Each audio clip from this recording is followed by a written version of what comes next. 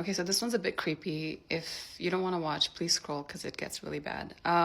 Years ago, when my first cake video went viral, I had so many people from my town contact me and they wanted me to make their cake for their big event. It was around summer when this particular lady contacted me. She had gotten my information off of someone else from another event, and she wanted a cake for her son's birthday party. And very rich, by the way, like insanely.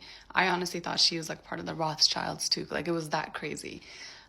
So we were exchanging text messages back and forth. Nonetheless, when it was time for me to deliver the cake, she lived about 45 minutes away from me and in the middle of nowhere. But I was like, that's all good. No red flags here. You know what I mean?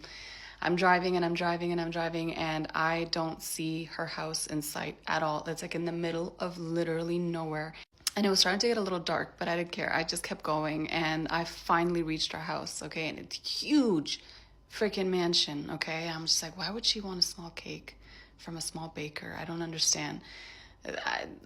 It was a shock to me. So I was like, whatever, it's fine. She's paying me a lot of money. I'm going to go and deliver. And so as I'm walking up to the door with the cake, I'm ringing the doorbell. Nobody's there. Nobody's there. So I'm like, maybe the event's in the backyard. So I go from the back and no one's there. At this point, I go back and I sit in my car. Now it's starting to get a little dark and I'm starting to get a little creeped out. I'm calling her. She's not answering. This was just it felt really eerie. And I'm like, okay, I'm in the middle of nowhere. I'm by myself. I barely have reception. Okay. So I try one more time, but this time without the cake. I get out and one of the lights are on in the bedrooms. Okay. So I'm like, okay, maybe she's home or maybe I have the wrong address. I don't know. I go and I ring the doorbell again. Nobody answers. Okay. But the door's unlocked. I did not go in. But I just walked back and I'm like, nope, nope, nope. Okay. As I'm driving off, okay, because at this point it's far too late for any cake to be served. I'm on my way back home now. I get a call from a private number and it's her.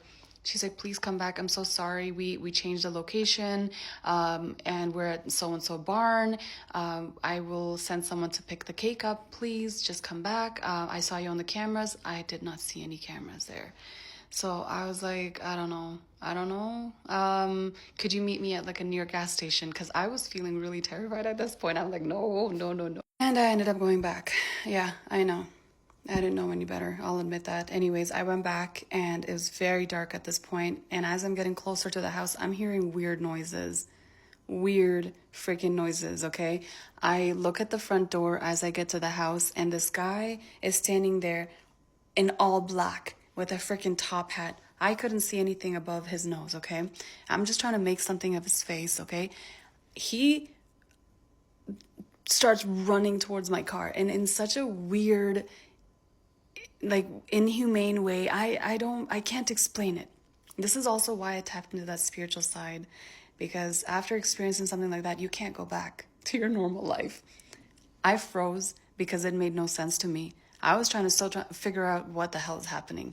He's running towards my car, and instead of pushing my gas and leaving, I first of all checked to see if my car doors are locked. As I look to my side, he's just there random, like just staring at me. Okay, I push on the gas and I'm out of there. And it was so eerie, you guys. I can't explain it to you. No one believes me. Anyways, I get to the gas station and I'm just there and I'm like, should I go in? Should I go in? Because I don't know if all these people are connected. But at that point, I needed human interaction. Okay, I go in. There were other customers there too, so I felt comfortable. I'm like, hey, that house down there, what's going on with that? What's going on with that? The guy looks at me. He's like, what house? What house? He's like, are you talking about that abandoned mansion? I was like, that did not look abandoned to me at all. He's like, no, ma'am, no one has lived there in decades. It's awfully abandoned. I'm like, I didn't want to say anything. I bought water and I left. I needed to freaking get back to my norm. My survival instincts were no different from a freaking onion at that point in my life, okay? But it took me a really long time to get through this whole traumatizing experience. Weeks and weeks later, I thought to myself, why not go through those text messages again to see if I missed anything, okay? I open it, literally on the top where their number is supposed to be, it said unknown. It said unknown.